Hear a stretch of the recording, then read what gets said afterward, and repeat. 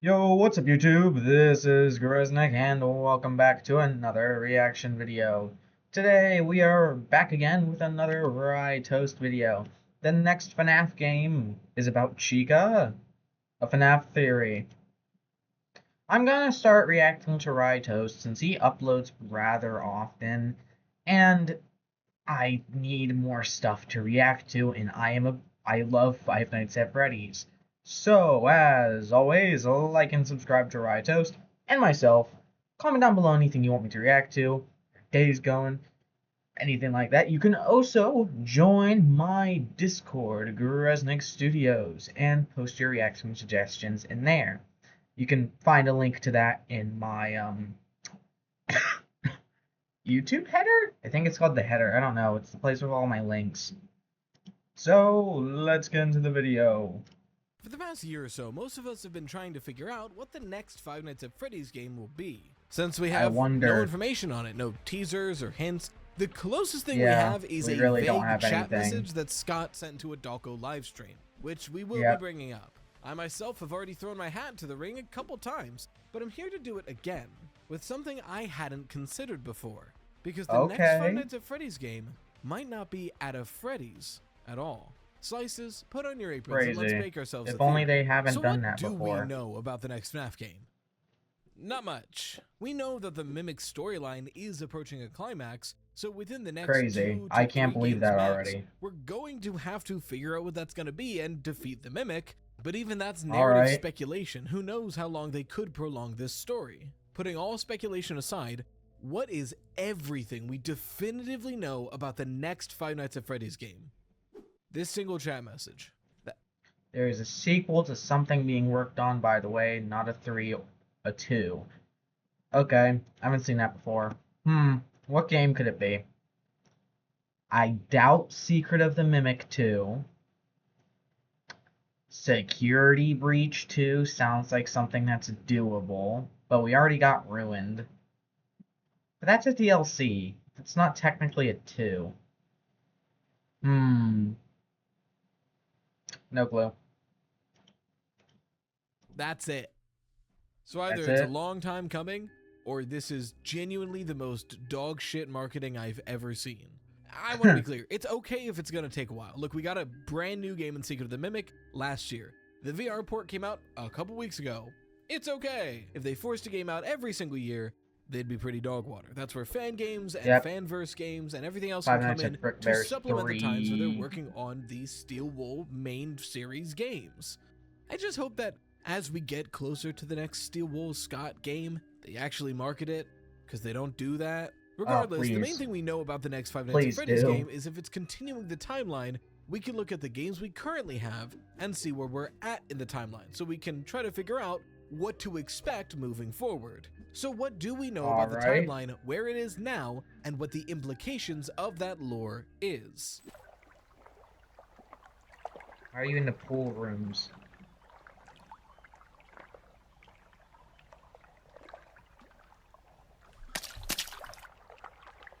Huh. It's pretty appropriate that a school would lead to some pool rooms. Wait, oh, am I about to get my feet wet for a week? Whatever. I better get used to it now. Wait a minute. A sponsor already? Sick. Today's video is brought to you by Fume. Topper with your first purchase today. Use this code or whatever. They don't sponsor me, so I don't care. Thanks again to Fume for sponsoring today's video. You can support them, though. Guys are going in. Well, in the current timeline, we know that Cassie was last seen in the underground caves beneath the Pizzaplex, whether or not she survived, and that the Mimic was just freed. As for Gregory, Vanessa, and Freddy, they're a bit more speculative as to where they've ended up, because it depends on what security breach ending you think is canon. Now, personally, I think all signs point to the good Vanny ending being the canon ending of Security Breach. And if that's true, then Gregory, Vanessa, and Freddy's head are... I find it so weird, because for a while I thought the Burn Trap ending was real. Because it's the only one with a full, proper animation, and not just the, comic books. Which I always thought was, like, that's why it stands out. It's the real ending. And then we get ruined, and that completely throws a wrench. And I'm like, why was this ending specifically so much better made? It's so weird. Security breach was so strange just because Scott didn't say anything half the time. It's crazy. If I don't give the game studio any of the story, they won't know what to do. It's very funny. I actually find that really funny. Security Breach is a good game, in my opinion. Are all available, free, and likely trying to stop Glitch Trap. So with this information, I have in the past suggested the most likely outcome for our next Five Nights at Freddy's game is Gregory, Vanessa, and Freddy's head delving into the ruins underneath the Pizzaplex, eventually ending up at the old sister location bunker, on the efforts to try to find and rescue Cassie. And I'm still quite fond of this theory, but I had honestly neglected one thing in my analysis for the next FNAF game, and that's the possibility that that next FNAF game isn't a continuation of the modern timeline. After all, there's still a very large question from earlier in the timeline that still does need to be addressed for the Mimic storyline to progress, and that's how William got his hands on the Mimic. So what is the lore around that part of the timeline? And why are we not sure how William obtains the Mimic? The fate of the Mimic is really up in the air by the end of Secret of the Mimic, and that's mainly down to the fact that there's three different endings. We don't know which ending is real. It's a whole new secret of the Mimic that we have to deal with. The only ending where it seems pretty definitive where the Mimic ends up is actually the secret ending, the one that I think is least likely to take place. In that ending, Arnold actually does fix the Mimic, and it reverts into mimicking David. And once it does that, it just goes to bed. It's really cute. So in the case that this is the canon ending, then the Mimic is offline and is waiting there for William Afton to eventually claim it. Because William Afton did get the rights to the entire property, and if Arnold's job, who was here to claim the Mimic, managed to satiate the Mimic, then all he would have to do is report to dispatch and be like, hey, job well done. Here's your data diver. I'm gonna go sleep for the first time in 38 hours. Right, like that's all he's got to do. And then William Afton obtains the now docile Mimic, M1, everything that has to go with MCM. That's what that ending implies. And honestly, the bad ending of the game is fairly similar, or at least is likely to be fairly similar. In the bad ending, Arnold gives the data diver to M1, and then is tracked down and killed by the Mimic. But the credit scene is what belies the fate of the Mimic, where it's standing there watching the performance that's being put on. And it seems fully enraptured. Something about this show seems to capture the entire attention of the Mimic, which is something that I think M1 is using to her advantage. We know from the other ending we've yet to talk about that Fiona's main goal, or F10N4's main goal, is to obtain the Mimic schematics, get them to Edwin, and have Edwin repair the Mimic so it can continue being David again. And we know that M1 has some control over this fake pizzeria. So my best guess as to what's going on here is that in this ending, Arnold has given the data diver with the Mimic schematics to M1, and M1, who believes Edwin is still alive, which we know from the other two endings, is just satiating the Mimic to wait for Edwin to return.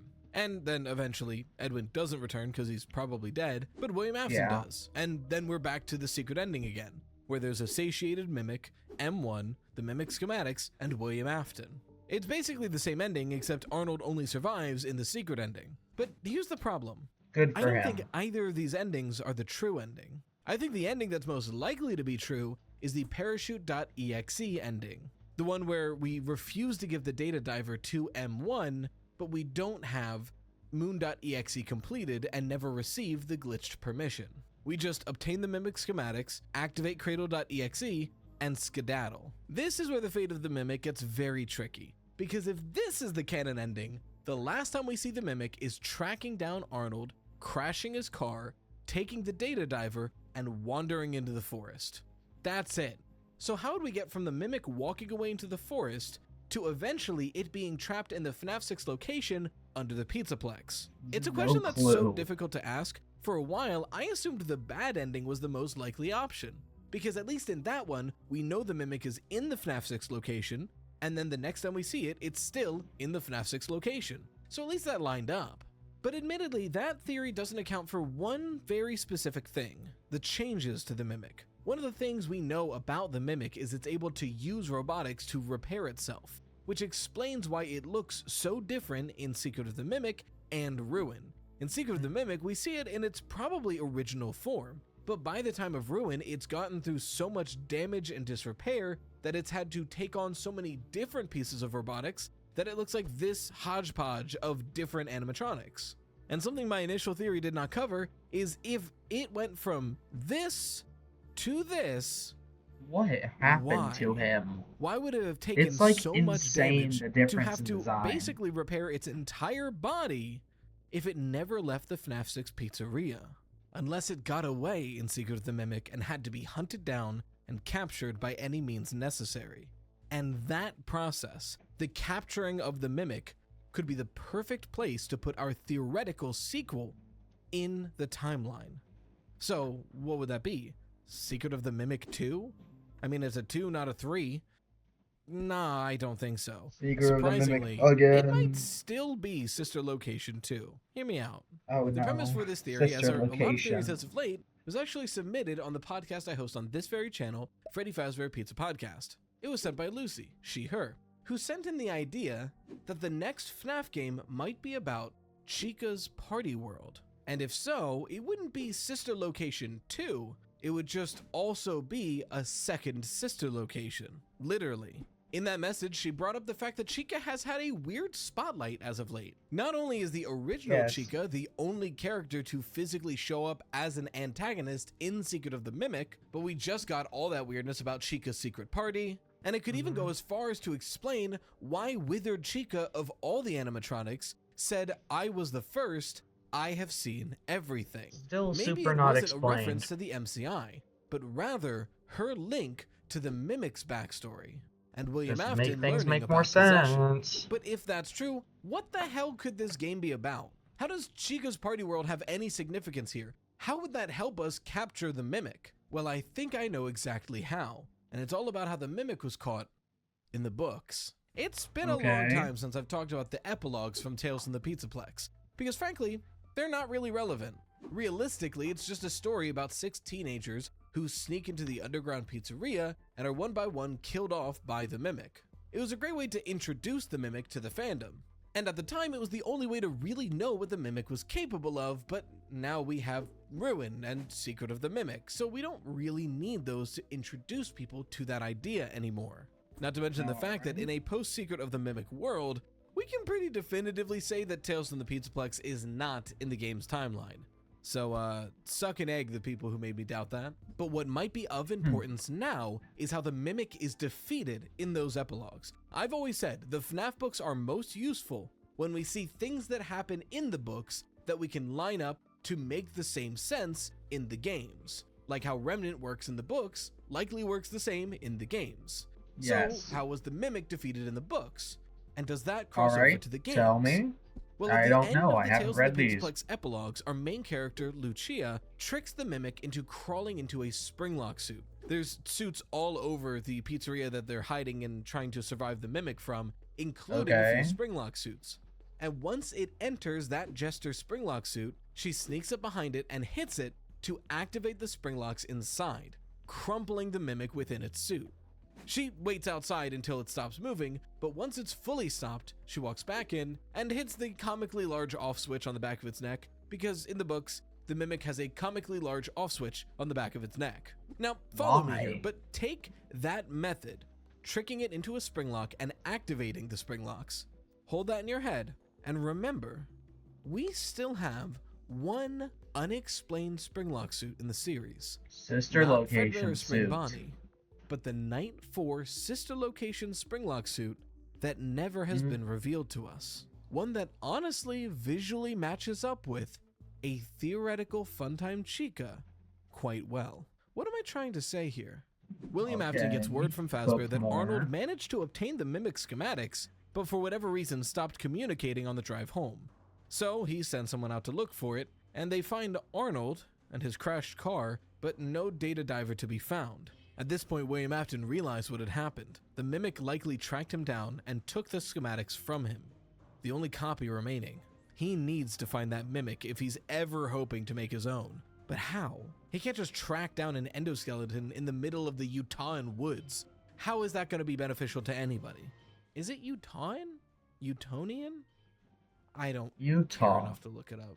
And Utah clearly it's Woods. not coming back to Murray's Costume Manor anytime soon.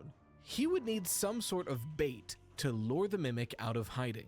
Something the Mimic couldn't resist. What if the Mimic thought Edwin Murray survived? After all, Edwin Murray is basically the main antagonist in the Mimic's life. He built the Mimic, told it to do something, and then beat it senselessly and refused to repair it after it did the one thing he told it to do. He hates Edwin so much he blew him up and left him to die. So if the Mimic thought that Edwin survived, then the idea that it would seek out revenge makes perfect sense. But how could William Afton get the news out that Edwin Murray was alive and well? Well, he wouldn't want to use Murray's Costume Manor because the Mimic ain't going anywhere near there anymore. And he wouldn't want to use Fredbear's or Freddy Fazbear's Pizza because that's his brand. He wouldn't want to tarnish it. But in obtaining Murray's Costume Manor, he's also obtained all the partnerships that company had gone through, including Chica's Party World, a company that he has no ties to and has no responsibility if things go south, but a company that was already hiring MCM to make suits for them. So how do we make it seem like Edwin Murray is taking a hands-on approach at Chica's Party World? By using one of his most impressive and hardest to replicate inventions, a springlock suit. William Afton would make his very first springlock suit, Springlock Chica.